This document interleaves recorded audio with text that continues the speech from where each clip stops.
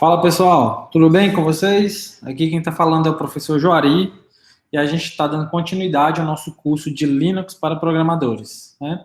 E aí, como é que estão as coisas? Tudo tranquilo?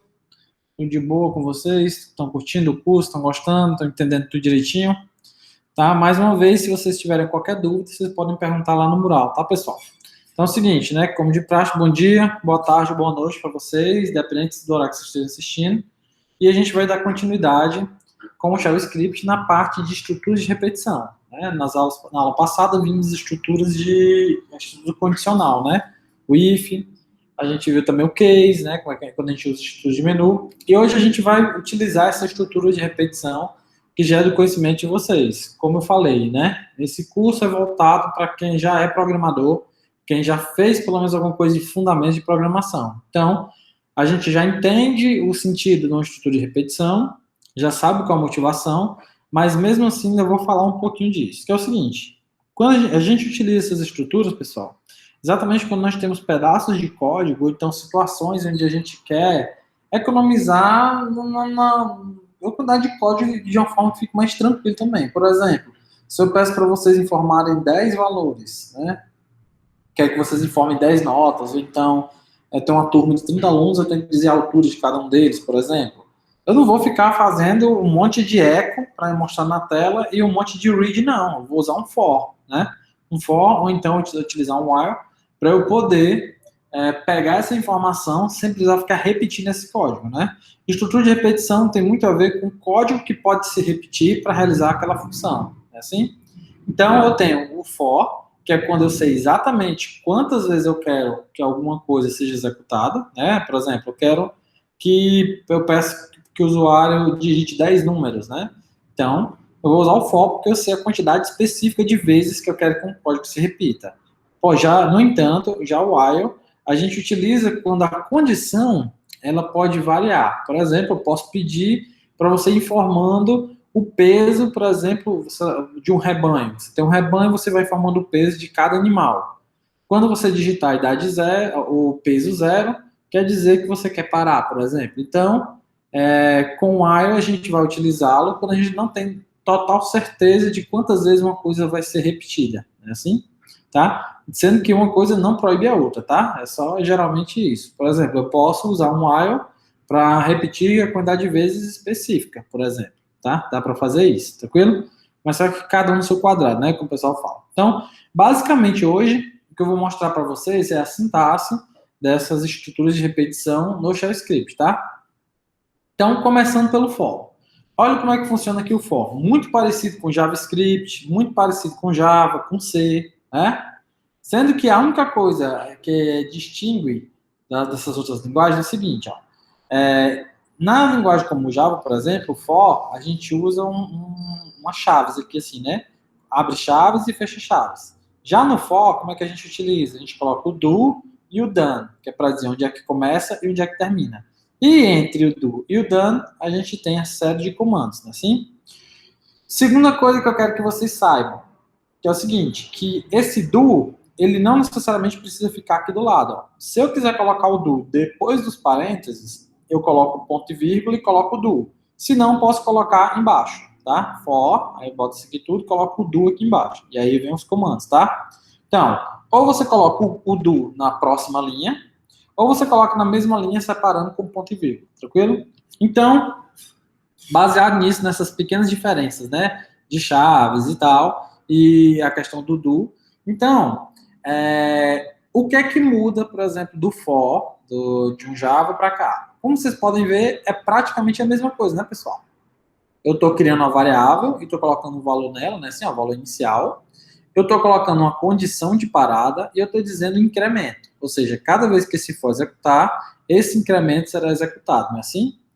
A única diferença é porque ao invés de ter só uma dupla de parênteses, né, um abrindo e fechando, aqui eu tenho dois abrindo e dois fechando, como vocês podem ver, tá? Sempre a gente coloca aqui, né, abrindo, abrindo, e coloca isso aqui tudo junto, tá? Separado por ponto e vírgula, tá, pessoal? Então é o seguinte, o for já está dizendo o que é que ele é, né? Vocês já viram essa estrutura, que é o quê? De novo, eu tenho uma estrutura que eu sei quantas vezes ela vai ser repetida. Então, o que é que eu estou fazendo? Estou dizendo que eu tenho uma variável chamada piv, de pivô, por exemplo, que começa com 0. E enquanto ela for menor do que 3, eu vou executar o código, né, assim? E toda vida que o código chega ao final, ele é incrementado mais 1. Então, piv mais quer dizer que eu vou incrementar essa variável por 1, mais 1, né, assim? Então, posso colocar a quantidade de comandos que eu quiser aqui dentro, pode ser o if, pode ser o case, pode ser tudo, né, assim? Certo? Então, basicamente, o for, eu tenho os dois parênteses abrindo e fechando, né, assim, ó. E ela é muito similar às outras linguagens. Então, por exemplo, ó, vamos mostrar aqui para vocês um estilo de como que a gente pode utilizar o for. Então, nano for sh. Pronto. Ó, olha aqui. Eu tenho minha estrutura, certo? Ó, que ele vai começar do número 0, tá? E esse 0 vai até, ó, enquanto o que está armazenado na variável pivô for menor do que 15, o valor que vai ser executado, tá? Então, ó, como eu falei para vocês, eu posso colocar assim, com o do lado, ou então posso fazer assim, ó, certo? Começando aqui embaixo, tanto faz. Contanto que se eu voltar para cá, tem que colocar o ponto e vírgula, tá? Aqui, né, como vocês podem ver. Então, eu vou colocar aqui embaixo, tá? Então, ó, eu vou imprimir, né, o valor de pivô. Né? Então, para cada execução, eu vou pegar o valor que está armazenado no pivô e vou imprimir na tela. Uma dica, pessoal, se vocês quiserem imprimir tudo na mesma linha, se vocês não quiserem que a linha pule, né, porque o eco, por padrão, ele pula a linha no final, né, assim? Então, por padrão, se a gente não quiser que ele pule a linha, a gente coloca assim, ó, tracinho NE. A gente coloca como opção para o comando eco, tá? E aqui eu estou colocando só um espaçozinho aqui no começo, como vocês podem ver, né, ó, para que o número fique melhor do que outro. Eu vou colocar no final, ó. Eu vou botar pivô e vou colocar espaço. Beleza? Pronto. Então, ó, eu vou fechar ele aqui, vou salvar, e agora eu vou executar esse comando. Então, barra for, né, ó, for.sh. Então, olha o que acontece. 0, 1, 2, 3, 4, 5 foi até o 14, né, assim? Porque o meu for falou que enquanto esse número for menor do que 15, ok. Como ele foi incrementado no final do 14 e virou 15, então ele não entra no for. Tranquilo? Então, essa é a primeira estrutura. Deixa eu colocar aqui de novo para vocês verem. Tá?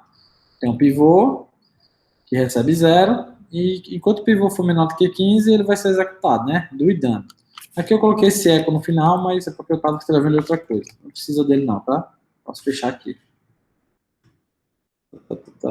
Sim. Pronto. Ah, agora eu lembrei porque eu coloquei aquele eco. É porque se eu não colocar, ele vai imprimir na mesma linha. Ó. Presta atenção, ó. O que acontece, tá vendo? Ó? Foi do 0 até o 14, né? Ó, e o prompt de comando foi impresso na mesma linha aqui, né? Ó.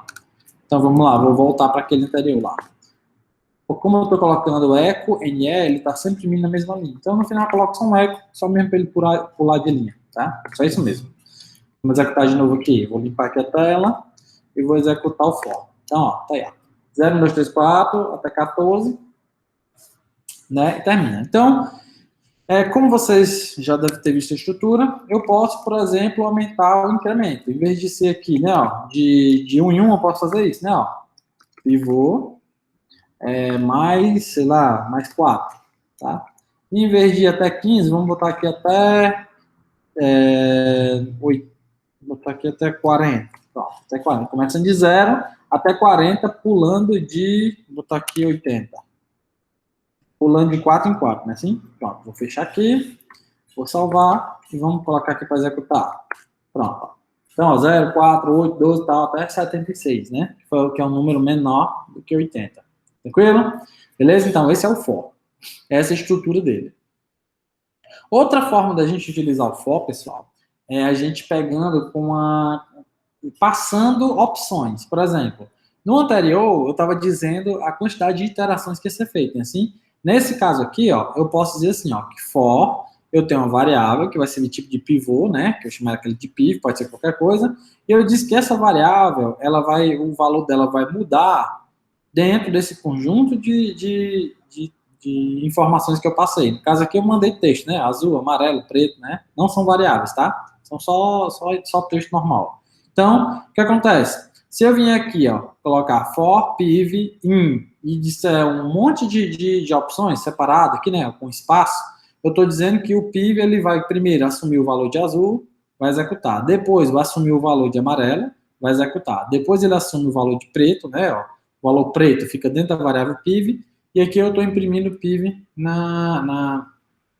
na tela, né? Então, por exemplo, ó, deixa eu mostrar aqui para vocês como é que funcionaria, por exemplo, esse for dessa forma. Então, ó, por exemplo, ó, eu tenho um for, né? Que eu vou ter uma variável chamada item, como eu coloquei aqui, certo? E eu disse que item vai assumir os seguintes valores. Primeiro, ele assume azul, depois preto, depois verde, depois amarelo, depois anil, depois roxo, depois ciano, assim? E aí eu disse que dentro desse for, ele vai começar assim, ó. Uma cor legal é, dois pontos, e aqui eu vou dizer qual é a cor. E eu coloco o cifrão na frente exatamente porque toda vida que eu vou ler o valor de uma variável, eu tenho que colocar esse cifrão, né, pessoal? Então, por exemplo, ele vai começar com azul, aí depois vai para preto, para verde, amarelo, roxo, anil e ciano. Então, vamos fechar aqui e vamos executar esse programa, né? O for 2. Olha o que acontece. Uma cor legal é azul, uma cor legal é preto, uma cor legal é verde, amarelo, azul, anil, roxo, ciano, certo? Então, utilizando o for dessa forma, eu consigo, por exemplo, ter vários itens aqui. Quando que isso é interessante? Por exemplo, quando eu tenho uma passagem de parâmetros. Lembra que eu posso chamar um script com vários parâmetros e eu posso dizer o seguinte, eu posso simplesmente dizer assim, ó, eu quero criar os seguintes arquivos. E eu digo lá o nome desses arquivos que eu quero criar, passando por parâmetro. Então, dentro de um for, eu consigo ver quais são os parâmetros, né? A gente usa o cifrão asterisco, lembra? O cifrão asterisco, ele passa todos os parâmetros passados, né? Assim?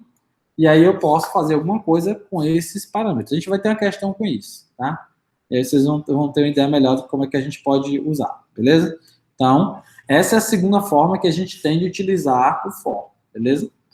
Pronto. Como eu falei para vocês, né, ó, eu posso, por exemplo, fazer ações diferentes baseado nos parâmetros que eu passei. Assim, eu coloco o cifrão asterisco, ele não vai trazer todos os parâmetros, né? Que eu mandei para executar junto com aquele script. Então, dependendo do que está passando aqui no parâmetro, eu posso tomar ações diferentes com esse for, beleza? Então, o for é isso. É uma estrutura, essa estrutura que eu tenho a quantidade, eu sei exatamente quantas vezes ela vai executar, né, aqui. Eu posso definir um número aqui, ou então eu posso simplesmente ter um conjunto de elementos aqui e eu quero que eu vá varrendo cada um desses elementos para poder fazer alguma coisa específica com cada um deles, tá? Essa é o for que a gente utiliza no script. Outra coisa que a gente utiliza, né, outra estrutura de repetição que é muito utilizada é o while, que todo mundo conhece. Então, ó, primeira coisa que a gente vai olhar em comum, né, que tem tanto o while quanto o for. Ele tem essa estrutura do do e o done. Do mesmo jeito, aqui, ó, eu estou colocando o ponto e vírgula e o do, mas eu poderia pegar esse do e colocar aqui embaixo do while, tá? Eu posso pular a linha, beleza? Segunda coisa que muda, né? Não, parece que é igual. A primeira coisa que eu percebo que muda é o quê? É que ao invés de utilizar parênteses, como a gente colocou aqui, né? Ó, a gente está utilizando colchetes. Colchete da mesma forma que a gente utilizou lá no if, lembra? Ou então quando a gente vai fazer um teste, vai fazer alguma coisa específica, a gente não usa esses colchetes, né? Para verificar se um arquivo é um diretório, para saber a idade, o tamanho dele, né? Se ele é mais novo do que outro, e assim vai, não é assim? Então, o while, ele utiliza a mesma estrutura do que o if, tá vendo? E como eu já falei na aula passada, para utilizar esse colchete, você dá um espaço da condição que está aqui dentro. Então, ó, eu abro o colchete, dou um espaço, verifico a condição, né, ó, e crio minha condição, escrevo aqui, e finalizo colocando um espaço e colchete, tranquilo? Então, ó, por exemplo, deixa eu ver aqui se eu tenho um exemplo. Aqui, nano, deixa eu ver se eu escrevi alguma coisa, nano, while. Pronto, aqui. Então, ó, vamos criar um programa, certo? Que ele vai pedir a quantidade de filhos que eu tenho, né? Ele vai perguntar, quantos filhos você tem? E aí ele vai ler essa informação e armazenar na variável filhos, né? E aí, parte do princípio que hoje em dia é muito difícil alguém ter mais do que 5 filhos, né?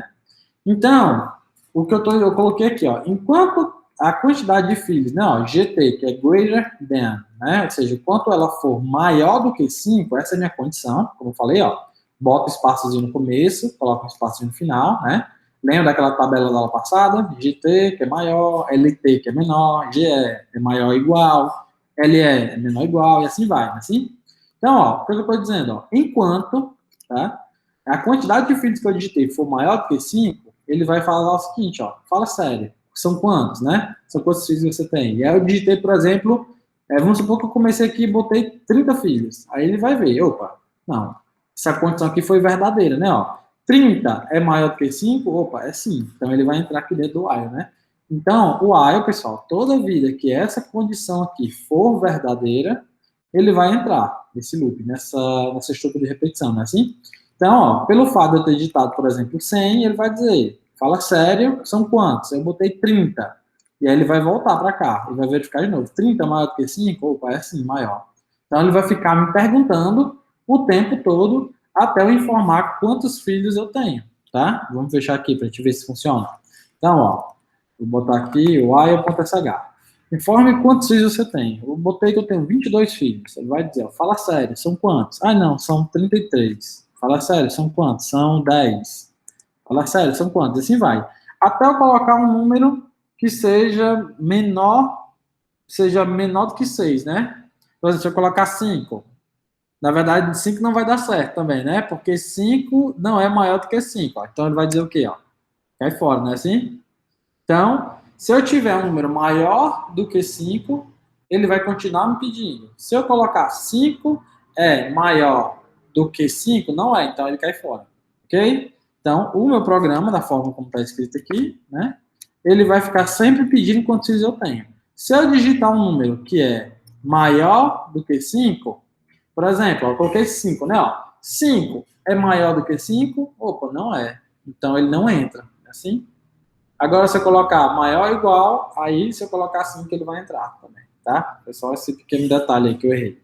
Então, é isso. Então, o while é uma estrutura de repetição que, para antes de entrar nela, você tem que verificar essa condição aqui. Se essa condição for verdadeira, então ele vai entrar. Vale lembrar que eu posso ter várias junções. Eu posso dizer assim, né? Ó, e filhos sejam, por exemplo, tem que ser maior do que 5 e menor do que 20, por exemplo. Né? Ó, posso fazer isso. E filhos é menor. Então, LT 100. Então, ó, enquanto... Então, o que eu estou dizendo aqui? Enquanto a quantidade de filhos, né, ó, for maior do que 5 e menor do que 100, ele vai continuar perguntando. Né? Ou, fala a verdade, se eu colocar aqui 200, o que é que vai acontecer? Ele vai cair fora, né? Porque ele só vai entrar se a quantidade de filhos for maior do que 5 e menor do que 200, né? Assim? Por causa do Azinho que eu coloquei aqui. Tá? Então, beleza. Então, não vou salvar, vou fechar aqui. Então, pessoal, esse é o while, né? Onde eu vou ter a minha condição. Se essa condição for verdadeira, então, os comandos que estão aqui dentro vão ser executados. Beleza? Inclusive, até um comando de incremento, né? Eu posso querer repetir um código várias vezes. Eu posso dizer assim, ó, enquanto o valor do item for menor do que 10, e aí a variável item, a cada final de execução, eu posso incrementar de 1 em 1, e ele vai executar 10 vezes, não é assim? Beleza? Então, dentro dos colchetes é possível utilizar qualquer condição como no if. Então, qualquer coisa que a gente fez lá usando o if, né, seja verificando se é um diretório, verificando se é um arquivo, o tamanho, qualquer coisa, verificando se é uma string é igual a outra, se um número é maior ou menor, e além disso utilizar os operadores lógicos, né, o i e o ou, eu posso fazer aqui dentro do while também, tá bom? Beleza? Então, a última estrutura que a gente vai ver hoje é essa aqui, que é o until, certo? Eu lutei, pensei bem se eu deveria mostrar para vocês ou não essa estrutura. Por quê, pessoal? Porque é o seguinte, ela, assim, na minha opinião, ela confunde mais do que ajuda, sabe? Porque, assim, ela é praticamente a mesma coisa do while, certo? Sendo que a condição, ela tem que ser verdadeira para que ela entre. Não é assim aqui dentro? Ó, o while, ele vai verificar a condição e ele vai entrar. Já o until é o contrário. É equivalente a um while invertido. Então, ele vai verificar. Se essa condição aqui for falsa, então ele entra. Então, toda vez que for falsa, ele entra. Eu não quero dar muito exemplo do until para que não confunda a cabeça de vocês, tá? Mas, assim, eu mostrei só para que, caso vocês vejam algum programa, algum script utilizando o until, vocês não fiquem totalmente perdidos, tá? Então, basicamente é o seguinte, repetindo. No while, se essa condição ela é verdadeira, ele entra, não é assim? Já no until é o seguinte, se essa condição é falsa, ele entra, certo? Por isso que eu coloquei aqui de vermelhinho e ali de verde, tá? Então, somente quero que vocês saibam disso, tranquilo? Então, vamos para o nosso exercício com essas estruturas que a gente aprendeu hoje, tá? Para a gente ver o que a gente pode fazer. Então, por exemplo, ó, Crie um script que pede suas últimas 5 notas e ao final mostra a média. Não sei se vocês já perceberam, acho que a maioria sim, né, que tentou fazer, que utilizando o Bash a gente não consegue ter os números decimais, fracionados, tá? Então, se vocês tiverem feito algum outro exercício que tenha pedido para fazer média, para dividir, para multiplicar, e deu só o número inteiro, não tem problema nenhum, tá? Eu vou mostrar para vocês de novo aqui, né, essa questão da média e tal, mas a gente não vai trabalhar com número decimal, certo? Se vocês tiverem interesse de aprender isso depois, eu posso explicar para vocês. A gente usa um comando, se eu não me engano é o BC, se eu não me engano, tá? Faz tempo que eu utilizei. Então é o seguinte, ó, vamos lá. Crie um script que pede suas últimas 5 notas e ao final mostra a média, certo? Então vamos lá. Beleza, ele vai pedir minhas últimas 5 notas e depois vai mostrar a média. Então, o que é que eu vou fazer? Eu vou aqui copiar CP, maçãs.sh, vou chamar aqui cast1, cast1.sh. Pronto, e agora eu vou mexer nela aqui. Vamos lá. A gente vai criar um programa, certo? Que ele pede as minhas últimas 5 notas, né? Assim, eu poderia simplesmente fazer isso, né? Ó, echo, informe sua nota 1, read, nota 1, né? Assim, informe sua nota 2, informe sua nota 3 e assim vai. Ou seja, eu iria pegar esse pedaço de código aqui e iria repetir ele 5 vezes, né? Assim. Porém, pessoal, ao invés da gente ter que fazer esse pedaço de código, a gente repetir ele várias vezes, o que a gente vai fazer? Nós vamos usar o for para pedir para a pessoa digitar o valor. E se eu precisar, por exemplo, em vez de digitar só 5 vezes, digitar 50, é só um número que eu mudo, eu não vou aumentar o código, né? Assim. Então, como é que é o for? For começa o seguinte, for, dou um espaço, parênteses, né, assim, aqui fica tudo junto, e eu vou colocar um item, por exemplo, vou chamar aqui de piv, de pivô, que ele vai começar com 0, certo? Piv, ele vai ser menor do que 5, né, assim, e piv vai aumentar de 1 em 1. Vou fazer o seguinte, eu vou colocar ele começando de 1, certo? E tem que ser menor igual, menor do que 6, pronto. Então, ele vai do 1 até o 6. Então, ó, 1, 2, 3, 4 e 5, beleza? Então, eu vou fazer 5 repetições, tá assim? Então, ó, aqui eu vou fechar, parênteses, posso pular, né? Fazer o do, certo? Opa, do. Vou dar aqui um espacinho para ficar melhor. E para finalizar, eu coloco o done, né? Assim? Então, informe a sua nota. Ao invés de ter que digitar o número, eu coloco assim, ó, piv. Assim? Ele vai começar com 1, aí vai 1, 2, 3, 4 e 5. E aqui eu leio a nota, né? Assim? Sendo que a questão, ela pede para eu informar minhas últimas 5 notas, e o programa vai fazer o quê? Vai somar essas 5 notas, e ao final, ele vai mostrar a média. Então, a gente tem que criar uma variável chamada soma, né? Assim? Vamos lá, soma, que começa com 0. E a cada iteração aqui no meu loop, eu vou fazer o quê? Eu vou dizer o seguinte, ó. Soma, que é a minha variável, né? Ó, vai receber o valor de soma mais nota. Não é assim que geralmente a gente faz em outras linguagens? Porém, existem várias coisas que eu preciso fazer aqui. Primeiro é o quê? Quando eu estou fazendo uma operação aritmética, eu preciso botar todo mundo entre parênteses, assim, né? Ó, parênteses e o cifrão antes, né? Assim? Isso é a primeira coisa que a gente precisa fazer. A segunda coisa é que, para ler o valor de uma variável, a gente tem que colocar o cifrão na frente dela, né? Assim, ó. Então, ó, cifrão aqui, coloquei isso, ó. Pronto. Então, o que, que eu estou fazendo? Eu estou pegando o valor de soma e somando com o valor da nota. E a cada iteração eu estou salvando isso dentro de nota. Ok? É uma questãozinha bem simples que todo mundo faz, né? Que a gente está usando o loop. Então, ao final, o que, que eu vou fazer? Vou fazer isso, né? Ó. Opa, eco a média da sua nota, das suas notas, a média das suas notas. Aí eu vou colocar aqui, vou colocar soma, né, assim, dividido por 5. É assim que eu faço, geralmente? A gente faz? Porém, lembrando, toda vida que eu tenho uma operação aritmética, eu preciso fazer o quê? Eu vou colocar cifrão, parênteses, parênteses e parênteses. A média das suas notas, não é assim? Vamos salvar isso aqui e vamos verificar se deu certo. Então, vamos lá. Tem que errei alguma coisa. Então, vamos lá. Cast 1. Beleza. Informe sua nota 1. Vai ser 2, 3, 4, 5, 6. 2 com 3 vai dar 5, mais 4, 9. mais 5 vai dar 14, mais 6 vai dar 20. 20 dividido por 5 vai dar o quê? Vai dar 4, né? Ó, então, tá certo. A minha média é 4 das notas, tranquilo? Essa foi a primeira questão. Segunda questão. Crie um script que mostra na tela se os elementos do diretório atual são arquivos ou diretórios. Beleza. Então, eu preciso fazer com que... Preciso saber quais são os arquivos que eu tenho no meu diretório. Por enquanto, ó, eu tenho esses aqui, ó. ls-l. Pronto. Eu tenho vários arquivos aqui, certo? For, maçãs, Q1, Q2, cast1, cebuzão, until, y. Eu vou criar só uma parte aqui, vou chamar aqui de balde, né? Balde. Vou criar uma parte chamada balde. Então, de novo, eu vou dar um ls, pronto. Então, o primeiro item que eu tenho é um arquivo, né? Ou é um diretório, tá aqui.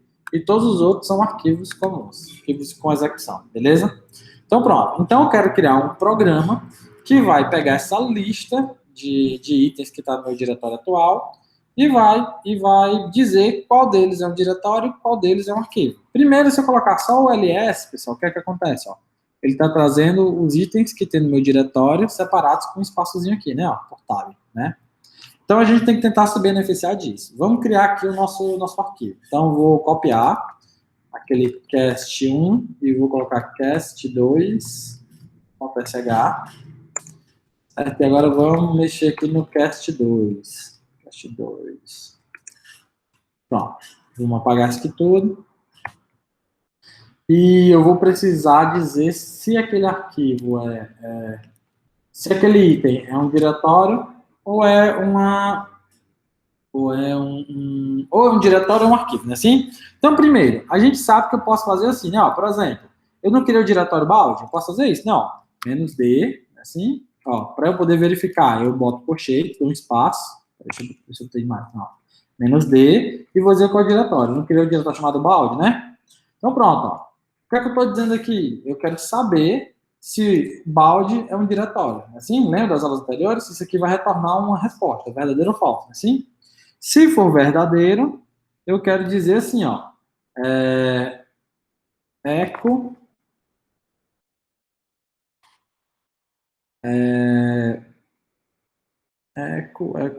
peraí, diretório, né, assim, vou colocar um espaçozinho aqui, né, ó, diretório, e se isso aqui der falso, o que é que eu vou fazer? Eu vou dizer que é um arquivo, né, assim, arquivo, beleza? Lembra disso aqui da aula passada? Se isso aqui for verdadeiro, então o próximo comando é executado, então, diretório. Se isso aqui for falso, então ele pula para cá. Então diz que é um arquivo. Tranquilo? Então, ó, vamos só executar isso aqui para ver o que acontece. Antes disso, vamos melhorar um pouquinho aqui o nosso código. Em vez de dizer só isso aqui, ó, vamos colocar só assim, ó, echo balde, que é o nome do arquivo, né? Ó, balde. E de novo aqui. Pronto, o que eu estou fazendo? Estou verificando se balde é um diretório. Se ele for, eu vou imprimir o nome dele, né? E em seguida eu vou dizer, ó, balde, diretório. Se ele não for... Opa, não tá bom não, pessoal. Pera aí, calma. Vamos fazer o contrário. Eu vou primeiro escrever o nome do arquivo, assim, ó. Antes de verificar, vou fazer assim, ó, eco, e vou pegar o nome do arquivo, que vai ser o do item, balde, né? Balde. Tá.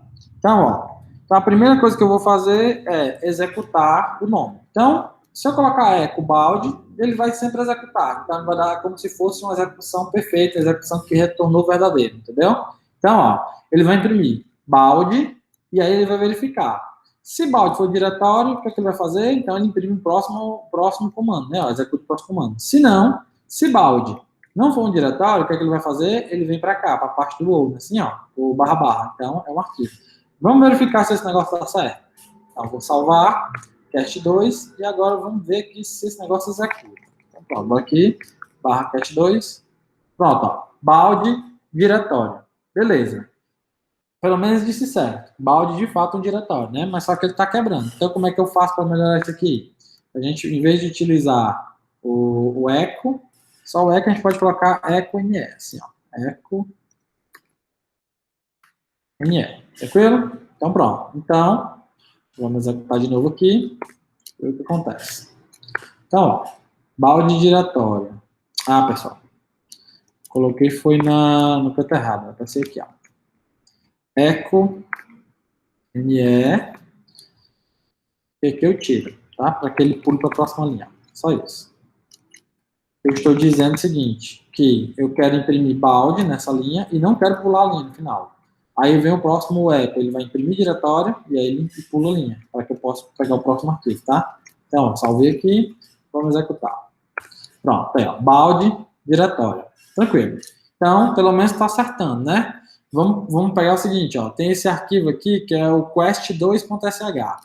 Vamos ver se ele diz certo. Então, ó, vou fazer isso, né? Ó, D, ó, cast2.sh, que é exatamente essa nossa próxima questão. E aqui eu estou botando na marra aqui o nome, né? Ó, cast2.sh, não é isso? Então, eu vou salvar aqui, salvar, vamos ver se ele diz certo. Pronto, ó. Cast2sh é um arquivo, tranquilo? Então, o nosso código está funcionando. Porém, ele está muito ruim, né, pessoal? Ele não está fazendo exatamente o que eu preciso. Eu quero, primeiro, verificar, né? Beleza, está verificando, mas só que eu quero saber todos os itens que tem no meu diretório. É assim? Então, como é que eu faria para poder verificar isso? Todos os itens que estão no meu diretório. Bem, a gente sabe que existe o comando ls, né? Que eu mostrei para vocês. E esse comando ls, ele vai trazer os itens que estão num diretório específico, ou no diretório atual, e ele vai colocar separado por espaço. E a gente conhece uma estrutura chamada for, que a gente pode colocar assim, né? Ó, azul, vermelho, roxo, não é assim? Que eu acabei de explicar para vocês. Aí posso dizer do e done, assim? Então, ó, o que é que está acontecendo aqui? Eu criei uma estrutura, né, usando for, que o item, a variável item, vai assumir esses valores aqui, ó. Observe que esses valores estão separados por espaço, né, assim? A única coisa que ele faz é isso, né? Então, vamos supor que se eu quisesse trazer o ls, se eu executasse o comando ls, ele ia trazer o nome dos arquivos que estavam aqui dentro, não ia?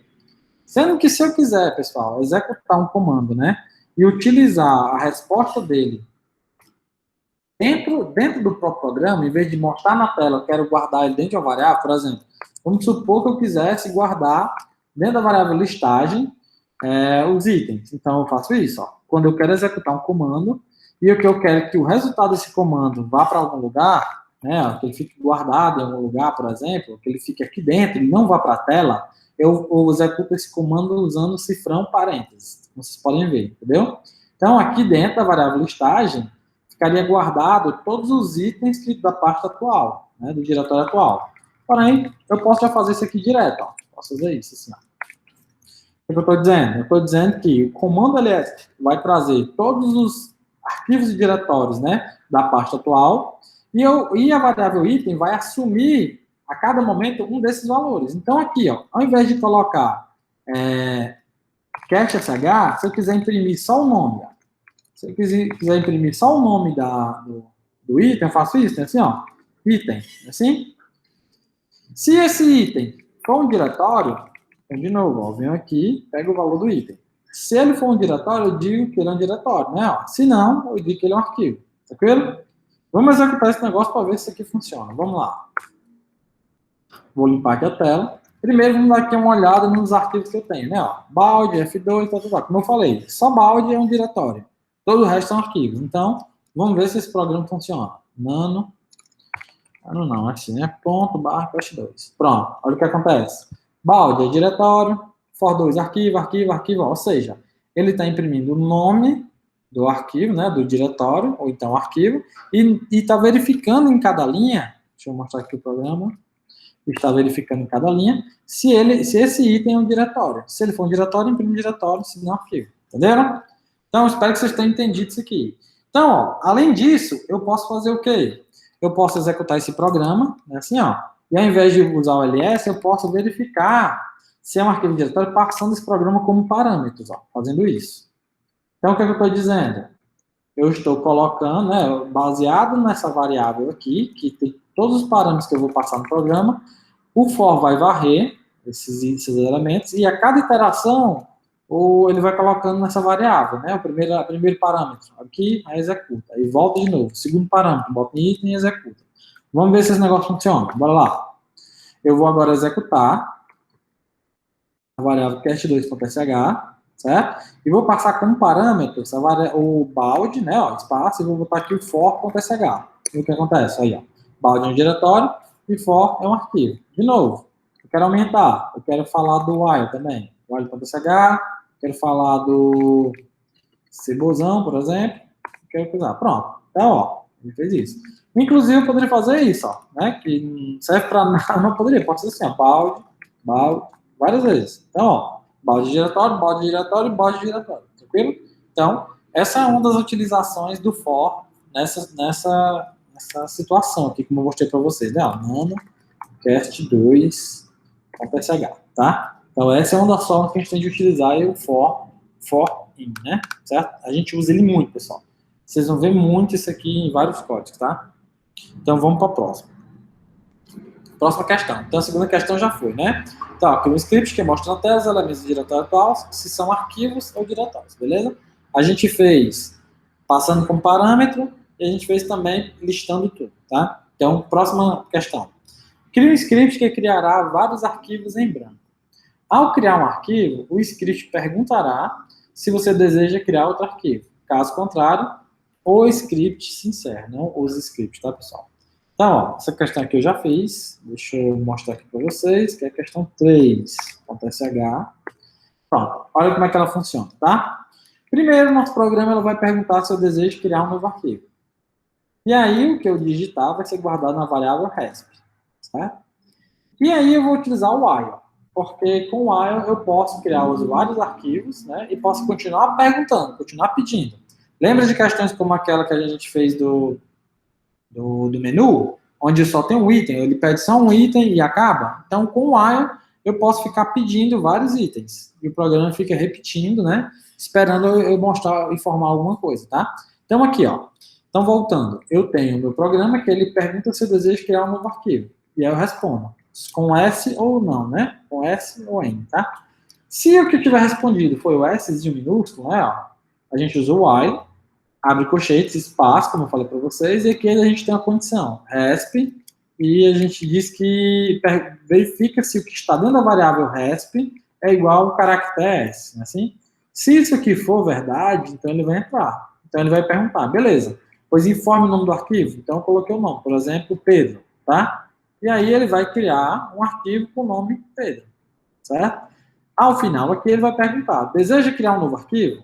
Se eu responder que sim, o que vai acontecer? A variável resp vai ficar com o valor S, né? Szinho. E ao voltar para o while, ele vai verificar. Opa, o que está dentro da variável resp é S? Opa, é sim. E aí tudo se repete, né? Ó, forma o nome do arquivo e tal. Vamos executar isso aqui, para a gente ver. Então, deixa eu limpar aqui a tela. Ponto Q3.sh. Pronto. Deseja criar um novo arquivo? Beleza, vamos colocar aqui um E. Primeiro, vou colocar um H. Ou seja, ele não tá o programa não está preparado para receber H.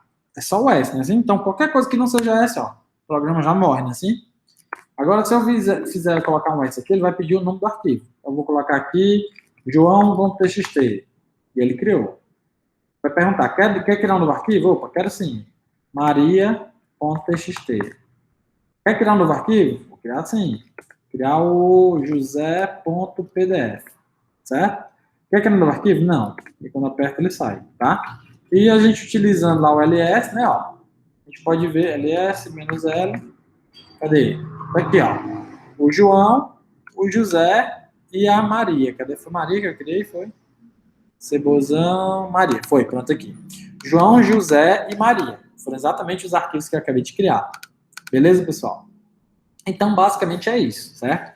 A aula de hoje, o foco é mostrar a sintaxe dos comandos. Acredito que você já tem um conhecimento prévio de como se utilizam, em que situações, certo? E o trabalho de hoje, né, o questionário de hoje já está disponível e está baseado nesse tipo de lógica. Não está difícil. Eu só coloquei para vocês se habituarem com os comandos, tá? Com for, com while. E é isso. Não deixem de fazer o questionário. Tenham todos um ótimo final de semana, certo? E a gente se vê na nossa próxima aula. Um abraço para todos. Valeu, pessoal.